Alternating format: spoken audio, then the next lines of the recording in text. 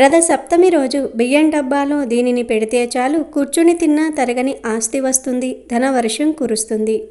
మన సనాతన ధర్మంలో ప్రతి పండుగ వెనుక ఒక గొప్ప అర్థం, అంతరార్థం దాగి ఉంటుంది. రాబోయే రథసప్తమి అటువంటి పర్వదినాల్లో అత్యంత ముఖ్యమైనది. అయితే ఈ రథసప్తమి రోజున మీ ఇంట్లోని బియ్యం డబ్బాలో ఈ చిన్న వస్తువును పెడితే చాలు, మీరు కూర్చుని తిన్నా తరగని ఆస్తి వస్తుంది, మీ ఇంట్లో ధనవర్షం కురుస్తుంది అని మన పెద్దలు, ఆధ్యాత్మిక శాస్త్రాలు చెప్తూ ఉన్నాయి. ఎందుకంటే బియ్యం డబ్బాను మనం సాక్షాత్తు అన్నపూర్ణాదేవి స్వరూపంగా భావిస్తాం. ప్రపంచంలో ఏ జీవి అయినా సరే, అది చిన్న చీమ నుండి పెద్ద ఏనుగు వరకు ఆహారం లేనిదే బ్రతకలేదు. మనిషికి అన్నమే ప్రాణాధారం. అందుకే మన పెద్దలు అన్నం పరబ్రహ్మ స్వరూపం అని అన్నారు. మనం సంపాదించే ప్రతి రూపాయి కూడా ఆఖరికి నోటి దగ్గరికి వచ్చే అన్నం మెతుకు కోసమే. మన ఇంట్లో ధాన్యలక్ష్మి ఎప్పుడూ నిండుగా ఉండాలి అంటే బియ్యం డబ్బాను మనం ఒక దేవాలయంలా చూసుకోవాలి. బియ్యం డబ్బా అనేది కేవలం బియ్యం పోసుకునే పాత్ర మాత్రమే కాదు, అది మన ఇంటి అక్షయ పాత్ర. పూర్వకాలంలో మన అమ్మమ్మలు, నాయనమ్మలు బియ్యం డబ్బాను ఎంత జాగ్రత్తగా చూసుకునేవారో మనందరికీ తెలుసు. బియ్యం నిండుగా ఉంటేనే ఆ ఇంట్లో సుఖశాంతులు ఉంటాయని వారి నమ్మకం. తెల్లగా మెరిసే బియ్యం గింజలు లక్ష్మీదేవికి అత్యంత ఇష్టమైనవి. అందుకే మనం ప్రతి శుభకార్యంలో బియ్యాన్నే అక్షింతలుగా మార్చి తల మీద వేయించుకుంటూ ఉంటాం. బియ్యం డబ్బా నిండుగా ఉంటే ఆ ఇంట్లో ఎప్పుడూ ఆకలి కేకలు వినిపించవు, దారిద్ర్యం దరిచేరదు. ఈ బియ్యం డబ్బాలో రథసప్తమి రోజు ఒక వస్తువుని వేస్తే చాలు, మీ దశ మారిపోతుంది. రథసప్తమి అనేది సామాన్యమైన రోజు కాదు. ఈసారి ఈ పండుగ ఆదివారంతో కలిసి వస్తుంది. ఆదివారం అన్నా రథసప్తమి తిథి అన్నా సూర్యుడికి చాలా ఇష్టం. ఈ రెండు ఇలా కలిసి రావటం చాలా అరుదు, చాలా విశేషం. ఇది 100 ఏళ్లకు వస్తున్న గొప్ప యోగం. సూర్య భగవానుడు తన 7 గుర్రాల రథంపై ఉత్తరాయణ పుణ్యకాలంలోనికి ప్రవేశించి తన దిశను మార్చుకునే పరమ పవిత్రమైన రోజు ఇది. సూర్యుడు ఆరోగ్య ప్రదాత మాత్రమే కాదు, ఐశ్వర్య ప్రదాత కూడా. సూర్యుడి కిరణాలు భూమి మీద పడినప్పుడే గింజలు మొలకెత్తుతాయి, పంటలు పండుతాయి. ఆ పంటల నుండి వచ్చేదే ఈ బియ్యం. కాబట్టి సూర్యుడికి బియ్యానికి విడదీయలేని సంబంధం ఉంది. రథసప్తమి రోజున మీ ఇంట్లో ధన సంక్షోభం పోవాలన్నా, అప్పుల బాధలు తీరాలన్నా, రాజయోగం పట్టాలన్నా ఈ ఒక్క చిన్న పరిహారం చేసి చూడండి. వచ్చే సంవత్సరం రథసప్తమి వరకు మీ ఇంట్లో ధనానికి అస్సలు లోటు అనేదే ఉండదు. మీరు ఏ పని మొదలుపెట్టినా అది బంగారం అయిపోతుంది. ఈ పరిహారం గురించి, ఆ బియ్యం డబ్బాలో పెట్టాల్సిన ప్రత్యేకమైన వస్తువు గురించి ఇప్పుడు ఈ వీడియోలో వివరంగా తెలుసుకుందాం. ఫ్రెండ్స్, అంతకన్నా ముందు ఈ వీడియోని లైక్ చేయని వారు వెంటనే ఒక లైక్ చేయండి. అలాగే మనసులో ఆ సూర్యదేవుణ్ణి తలుచుకుంటూ కామెంట్ బాక్సులో ఓం సం సూర్యాయ నమః అని తప్పకుండా కామెంట్ చేయండి. ఇక విషయంలోనికి వస్తే, బియ్యం అనేవి అత్యంత పవిత్రమైనవి. బియ్యం కింద పడితే మనం వెంటనే కళ్ళకు అద్దుకుంటాం. ఎందుకంటే అది లక్ష్మీ స్వరూపం. బియ్యాన్ని ఎప్పుడూ కాళ్ళతో తొక్కకూడదు, పొరపాటున కింద వంపకూడదు. అదేవిధంగా బియ్యం డబ్బాకు కూడా ఎప్పుడూ కాళ్ళు తగలకూడదు. చాలామంది వంటగదిలో బియ్యం డబ్బాను ఎక్కడ పడితే అక్కడ పెట్టేస్తూ ఉంటారు. కానీ బియ్యం డబ్బా ఎప్పుడూ శుభ్రమైన చోట, ఒక పవిత్రమైన దిశలో ఉండాలి. ఆ డబ్బా చుట్టూ బూజులు పట్టిన, దుమ్ము ఉన్న లక్ష్మీదేవి ఆ ఇంట్లో ఉండదు. బియ్యం డబ్బాను మీరు ఒక చిన్న గల్లా పెట్టెలా భావించాలి. బియ్యం డబ్బాలో ఎప్పుడూ బియ్యం తప్ప వేరే వస్తువులను, అంటే పప్పు ప్యాకెట్లు, కారం ప్యాకెట్లు, నూనె డబ్బాలు వంటివి కలిపి పెట్టకూడదు. ఇలా చేస్తే అది దరిద్రానికి దారితీస్తుంది. చాలామంది స్థలం తక్కువగా ఉందని బియ్యం డబ్బా లోపలే చింతపండు, కారము ప్యాకెట్లు దాచేస్తూ ఉంటారు.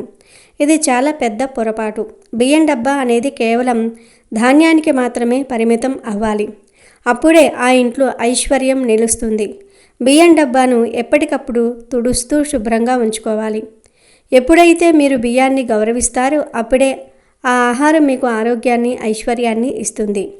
ఇక రథసప్తమి రోజు మీరు రాత్రి పడుకునేలోపు ఏదో ఒక సమయంలో ఒక తెల్లటి కాగితం తీసుకోండి. ఈ కాగితం కొత్తది, మచ్చలు లేనిది అయి ఉండాలి. ఆ కాగితానికి 4 వైపులా కుంకుమతో బొట్లు పెట్టండి. కుంకుమ అనేది శక్తికి చిహ్నం. ఇప్పుడు ఆ కాగితం మధ్యలో కొన్ని ప్రత్యేకమైన వస్తువులను ఉంచాలి. అవేమిటంటే 2 ఎండుమిరపకాయలు, 5 వేపాకులు, 5 తులసి ఆకులు, 1 రూపాయి నాణెం, 1 జాజికాయ, 1 వక్క మరియు 1 దాల్చిన చెక్క ముక్క.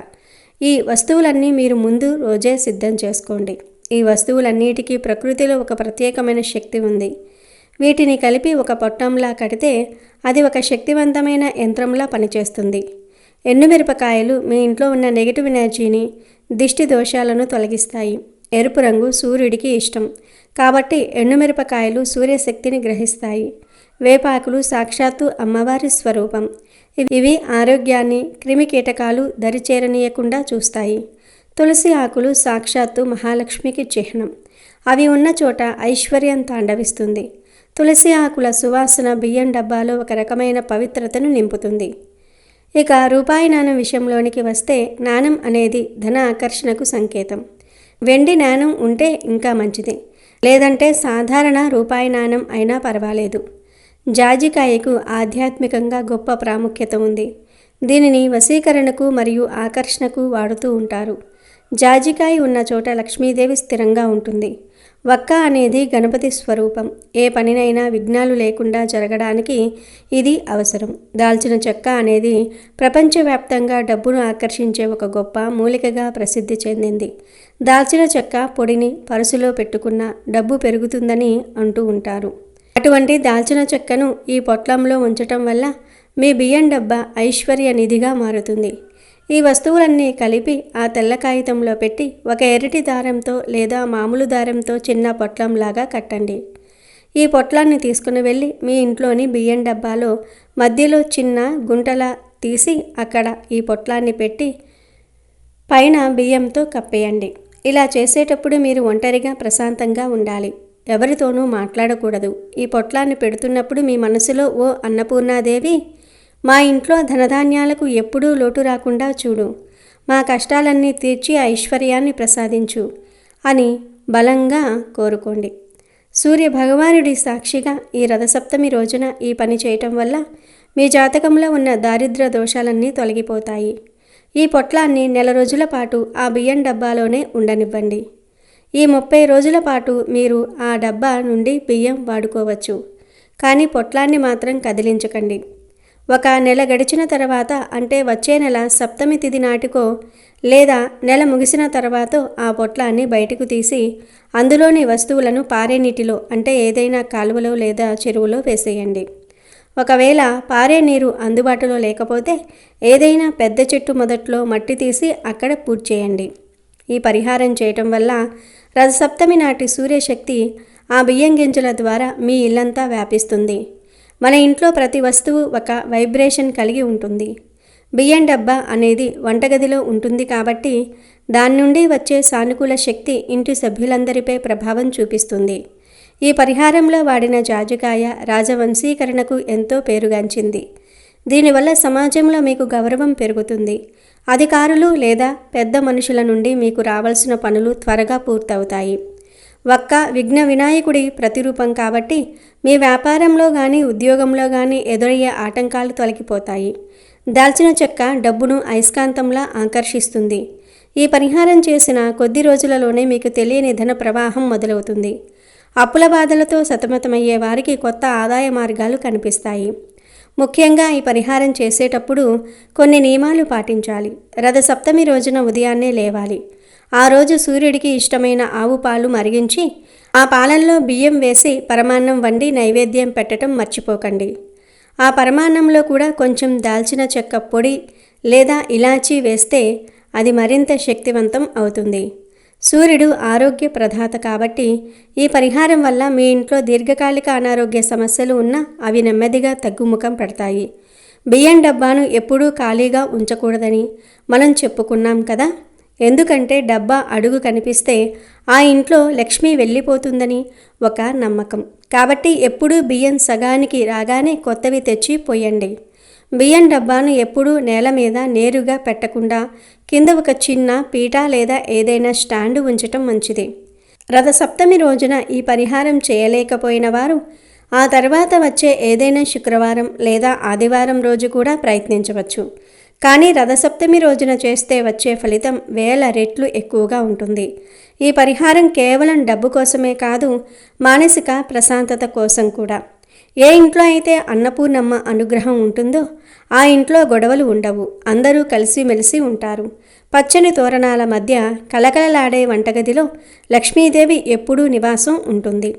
ఈ పరిహారాన్ని మీరు అత్యంత భక్తితో నమ్మకంతో చేయండి.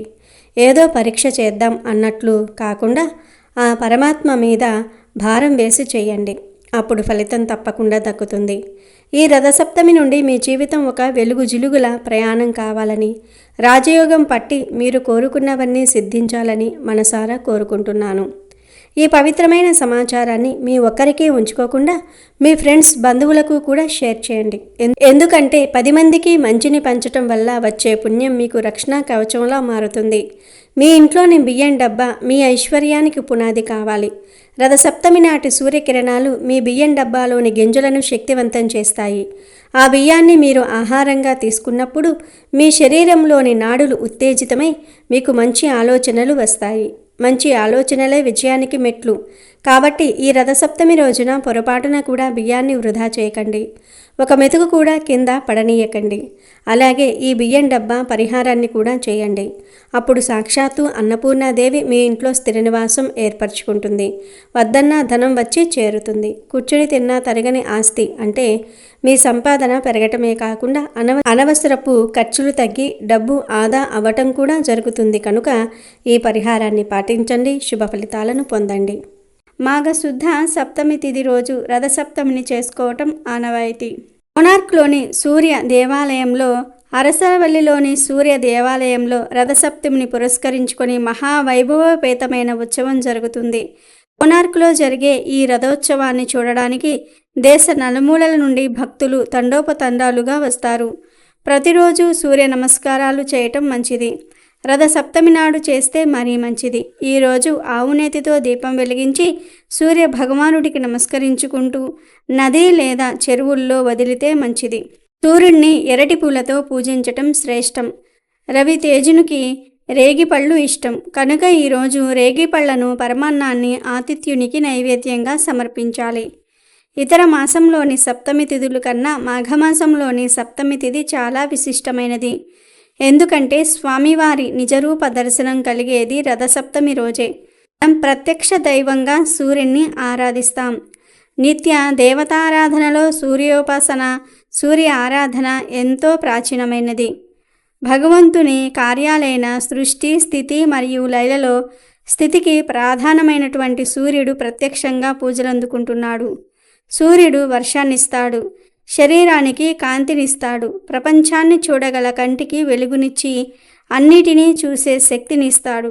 ఎండ ద్వారా తడిని పోగొట్టి అక్కడ పుట్టే వివిధ క్రిమికీటకాల ద్వారా వ్యాధులు రానికుండా రక్షిస్తాడు. సూర్యుడు ఆరోగ్య ప్రదాత.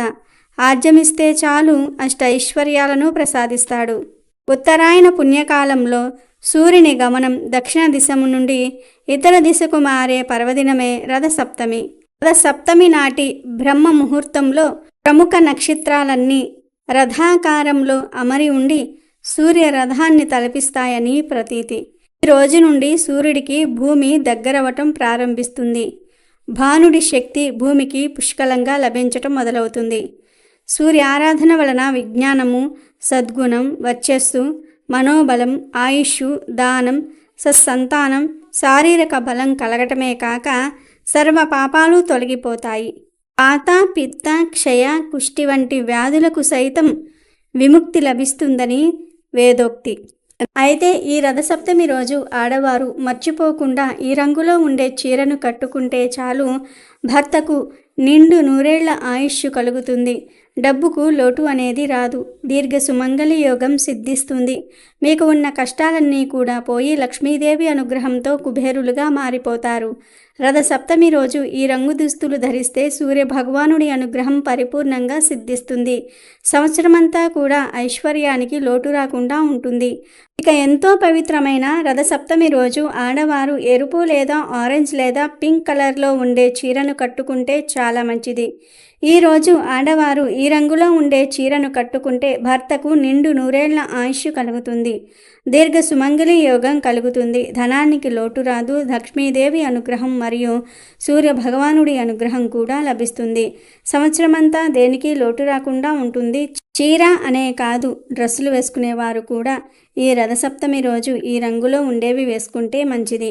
ఆడవారనే కాదు, మగవారు, పిల్లలు, పెద్దలు అందరూ కూడా ఈ రథసప్తమి రోజు రెడ్ లేదా ఆరెంజ్ లేదా పింక్ కలర్లో ఉండే దుస్తులు ధరిస్తే చాలా మంచి జరుగుతుంది. సంవత్సరం అంతా కలిసి వస్తుంది. ఇంకొక ముఖ్య విషయం ఏమిటి అంటే ఈరోజు ఎట్టి పరిస్థితుల్లోనూ కూడా బ్లాక్ కలర్లో ఉండే దుస్తులు మాత్రం ధరించవద్దు. దాని వలన సంవత్సరం అంతా కష్టాలు ఎదురవుతాయి. కాబట్టి అందరూ కూడా రథసప్తమి రోజు గుర్తుపెట్టుకుని ఈ రంగులో ఉండే దుస్తులను ధరించి సంవత్సరమంతా సూర్య అనుగ్రహంతో ఆరోగ్యంగా ఆనందంగా జీవించండి.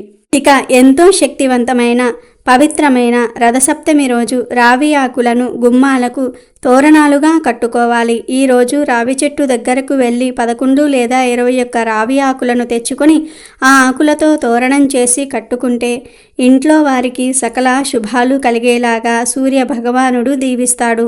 పూర్వం ఈరోజు అందరూ రావి ఆకుల తోరణం కట్టుకునేవారు. ఇలా కట్టుకోవటం వలన సకల ఐశ్వర్యాలు సిద్ధిస్తాయి. ముందు రథసప్తమి రోజు రావి చెట్టు దగ్గరకు వెళ్ళి కొన్ని నీళ్లను రావి చెట్టుకు సమర్పించి తరువాత చెట్టుకు నమస్కారం చేసుకుని 11 లేదా 21 ఆకులను ఇంటికి తెచ్చుకోవాలి. తర్వాత ఒక పసుపు దారంతో ఈ ఆకులను తోరణాలుగా చేసి మెయిన్ డోర్ గుమ్మానికి కట్టాలి. ఇలా రథసప్తమి రోజు గుమ్మానికి రావి ఆకులను కడితే సాక్షాత్తు ఆ సూర్యనారాయణమూర్తి మీ ఇంటికి రక్షణ కలిగిస్తాడని పెద్దలు చెప్తూ ఉన్నారు. ఇలా కట్టడం వలన మీ ఇంట్లో ఉన్న నెగిటివ్ ఎనర్జీ మొత్తం పోతుంది. పాజిటివ్ ఎనర్జీ వస్తుంది. ఇంట్లోని బాధలు, ఆర్థిక సమస్యలు, దుఃఖం, కష్టాలు, వాస్తుదోషాలు, అనారోగ్య సమస్యలు కూడా పోతాయి. అంతటి శక్తి ఈ రావి ఆకులకు ఉంటుంది. ఈరోజు ఇలా చేస్తే మీ ఇల్లు సిరి సంపదలతో తులతూగుతుంది.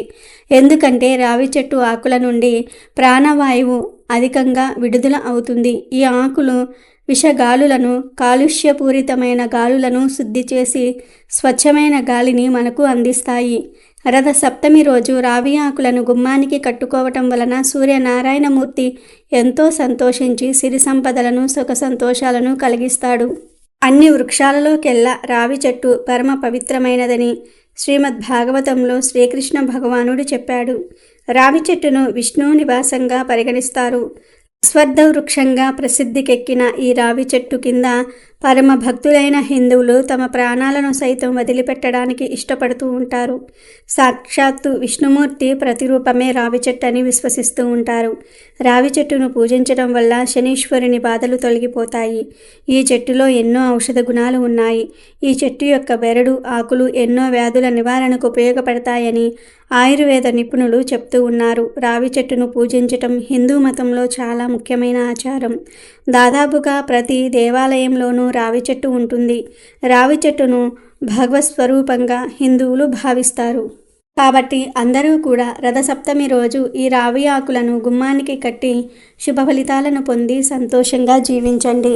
ఇక ఈ రథసప్తమి రోజు ఖచ్చితంగా ఒక ఆకును తినాలి అని శాస్త్రాలు చెప్తూ ఉన్నాయి.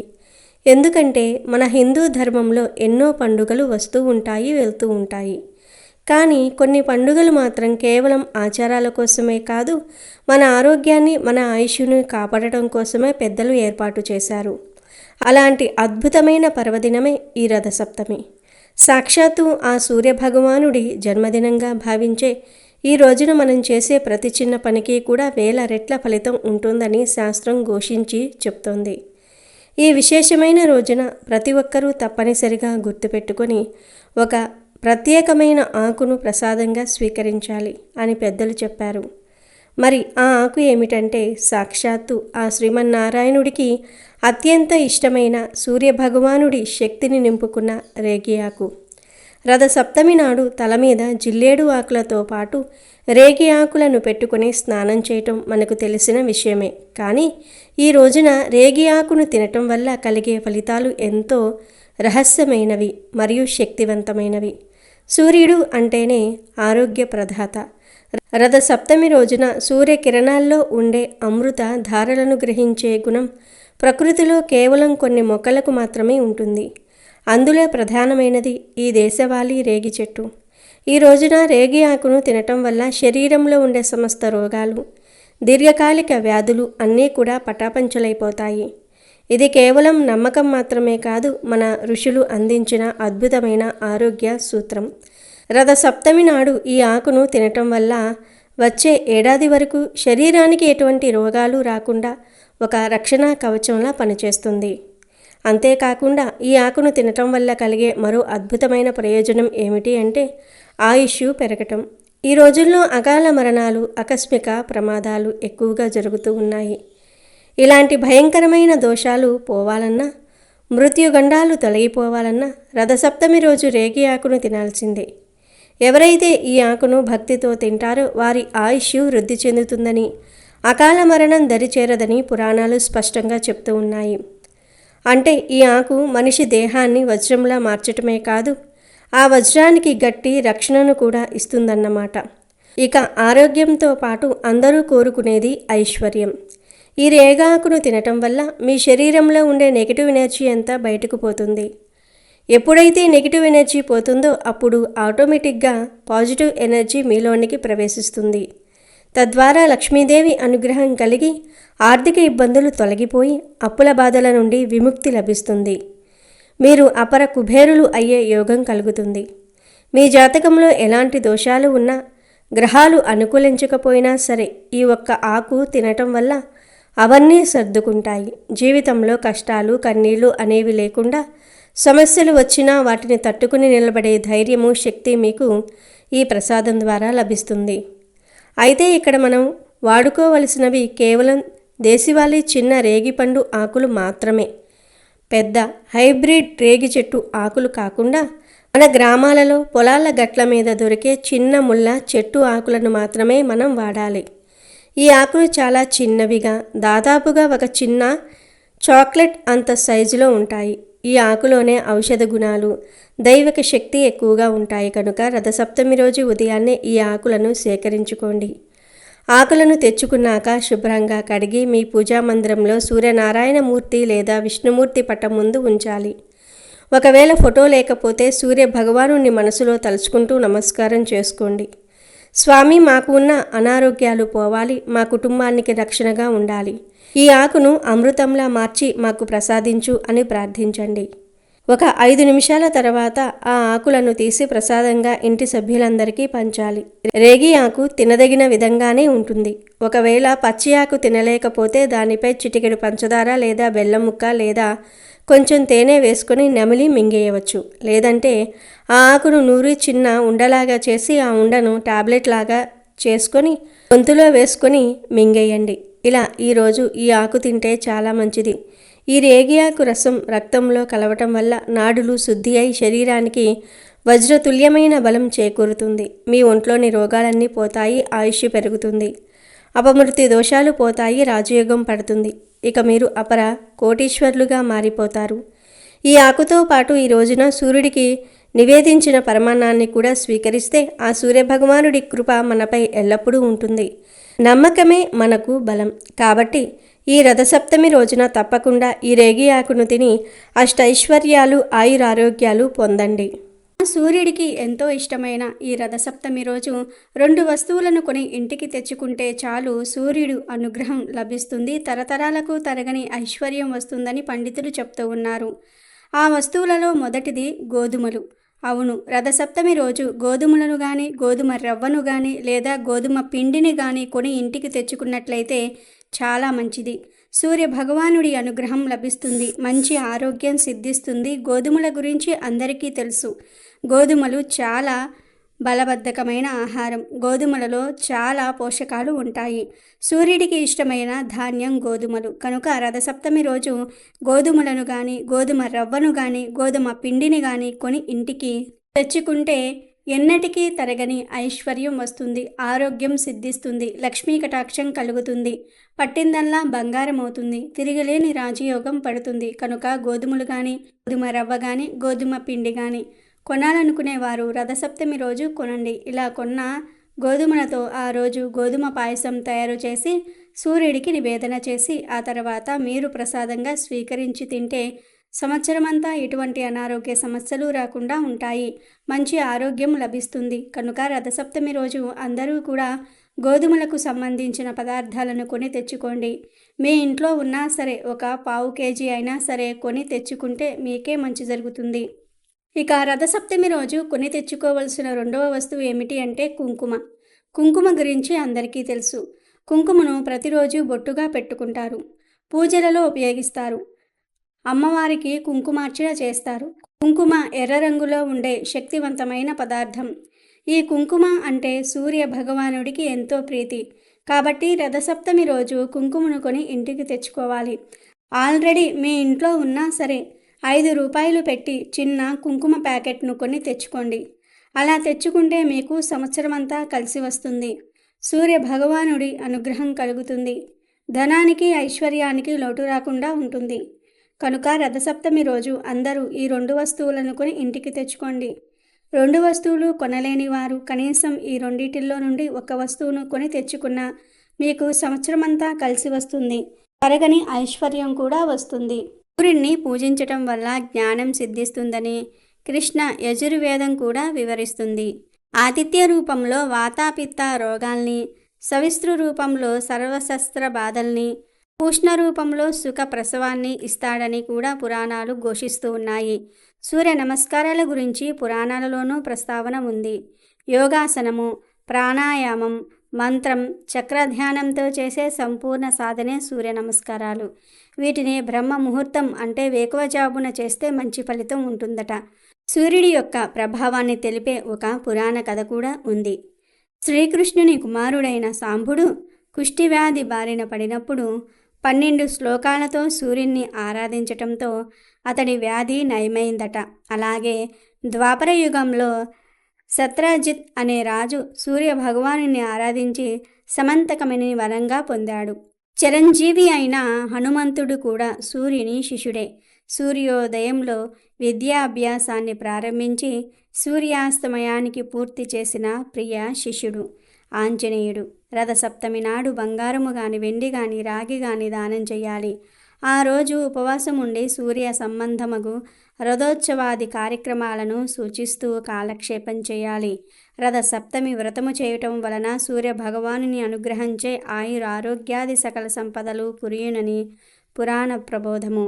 సూర్యుడు ఉదయించడానికి 48 నిమిషాల ముందు సూర్యుణ్ణి మందేహులనే రాక్షసులు ప్రయాణించకుండా అడ్డుకుంటారు. ఆ సమయంలో ఎవరు సూర్యుడి బలం పెరగడానికి ఆదిత్య హృదయం, సంధ్యావందనం లేక సూర్య ఆరాధన చేయటం ఇవేమీ చేయలేని వారు 4 దోసిళ్లతో నీరు వదిలి ఆర్జం ఇచ్చి నమస్కరిస్తారో వారికి సూర్యుని అనుగ్రహం విశేషంగా లభిస్తుంది. ఎందుకంటే సూర్యుడు నమస్కార ప్రియుడు. పూజలేమీ అవసరం లేదు. భక్తి శ్రద్ధలతో ఆయనకు నమస్కరిస్తే చాలు, ఆయన అనుగ్రహాన్ని కురిపిస్తాడు. కనుక రథసప్తమి రోజు అందరూ ఈ నియమాలు పాటించి సూర్య భగవానుడి అనుగ్రహాన్ని పొంది ఆయురారోగ్యాలతో జీవించండి. ఇది ఎంతో పవిత్రమైన మహిమాన్వితమైన రోజు ఈ రథసప్తమి అనేది. ఈరోజు సూర్యగ్రహణంతో సమానం. ఈరోజు అరుణోదయ వేళ చేసే దాన, జప, అర్ఘ్య, ప్రధాన, తర్పణ దానాలన్నీ కూడా అనేక కోట్ల రెట్ల పుణ్య ఫలితాలను, ఆయురారోగ్య సంపదలను ఇస్తుంది. రథసప్తమి అంటే సూర్య భగవానుడికి ఎంతో ఇష్టమైన రోజు.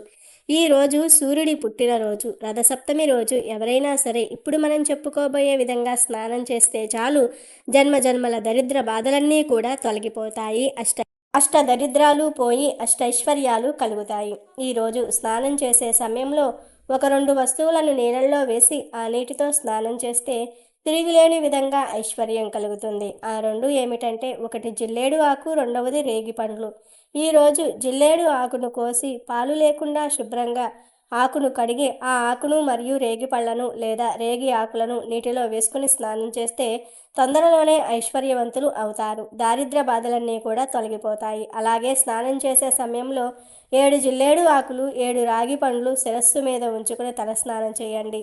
జిల్లేడు ఆకులను సేకరించినప్పుడు పాలు కంటిలో పడకుండా జాగ్రత్తగా సేకరించాలి. ఆ ఆకులకు పాలు లేకుండా శుభ్రంగా కడగాలి. 7 జిల్లేడు ఆకులు, 7 రేగి పండ్లు. ఎందుకంటే సూర్యుడి రథానికి ఉన్న గుర్రాలు 7 కాబట్టి ఇలా శిరస్సు మీద ఉంచుకుని రథసప్తమి రోజు తలస్నానం చేయాలి. ఇలా చేస్తే 7 జన్మల్లోని పాపాలు అన్నీ కూడా తొలగిపోతాయి. 7 రకాలైన పాపాలు కూడా పటాపంచలైపోతాయి. ఆ 7 పాపాలు ఏమిటంటే, ఈ జన్మలో చేసిన పాపాలు, జన్మాంతరాల్లో చేసిన పాపాలు, తెలిసి చేసిన పాపాలు, తెలిసి చేసిన పాపాలు, మనసులో చేసిన పాపాలు, వాక్కుతో చేసిన పాపాలు, శరీరంతో చేసిన పాపాలన్నీ కూడా ఈ రోజుతో పటాపంచలైపోతాయి.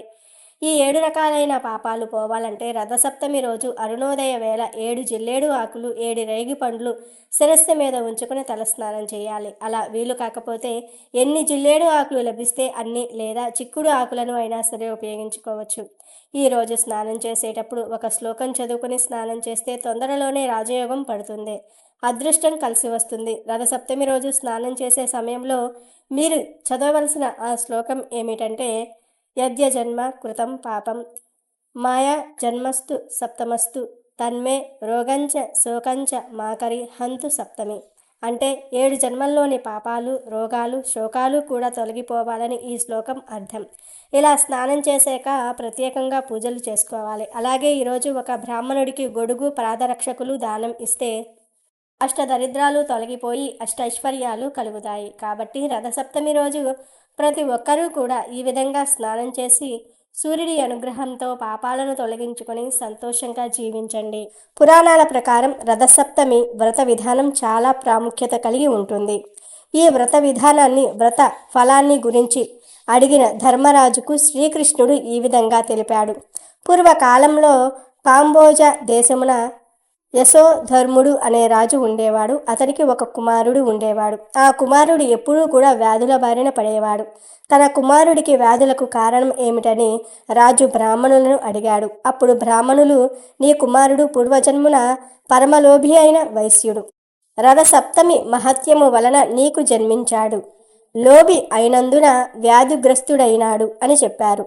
దీనికి పరిహారము అడిగిన రాజుకు బ్రాహ్మణులు ఇలా చెప్పారు, ఏ వ్రత ఫలితమున ఇతడు నీకు కలిగెనో అదే రథసప్తమి వ్రతము చేస్తే పాపము నశించి చక్రవర్తి అవుతాడు అని ఋషులు చెప్పగానే రాజు అలా చేశాడు. దీంతో రాజుకు తగిన ఫలితము కలిగింది అని ధర్మరాజుకు శ్రీకృష్ణ మహాత్ముడు తెలిపాడు.